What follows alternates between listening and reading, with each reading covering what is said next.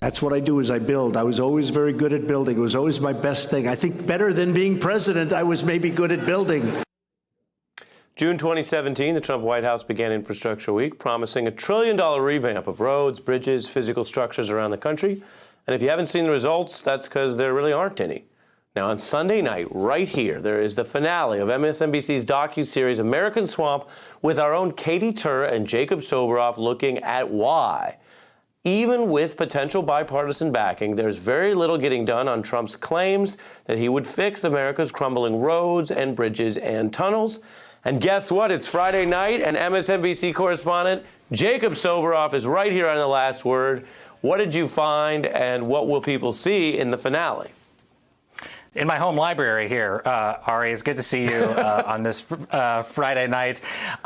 We found that Donald Trump did not follow through with Infrastructure Week, so we're going to have one of our own, as a matter of fact. He said he's the best builder. Politicians on both sides of the aisle obviously have been talking about how critical this all is for quite some time, but it never gets done. And at the end of the day, what we found is that, surprise, surprise, politicians put themselves and their political fortunes ahead of the American people, who really, in all seriousness, desperately need infrastructure. So this is a bit of a spoiler alert, but we end the episode in Los Angeles, my hometown, and Katy's hometown, and we tried to think of a way to get politicians ultimately to come around and get infrastructure done.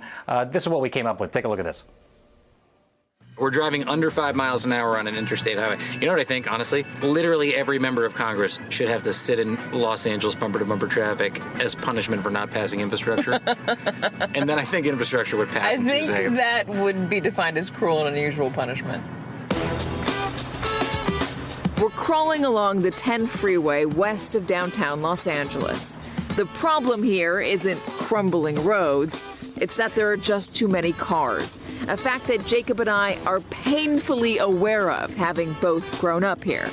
I will say, I'm somewhat optimistic because LA is trying to expand the subways and the light rail. Have you ever been on the train in LA? I've never been on the train in LA. They're getting it done. I don't think of trains in LA. They are getting it done. Having grown up here, I think when you see it for the first time, it'll actually change your whole outlook on infrastructure.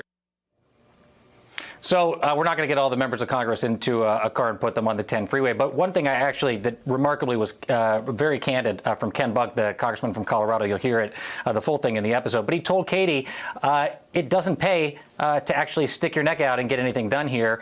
Your fortunes will be better ultimately if you don't pass anything and sit on your hands. And it's disappointing. It's disappointing because literally lives are on the line with infrastructure. Thanks for checking out our YouTube channel. Subscribe by clicking on the button below for more from The Last Word and the rest of MSNBC.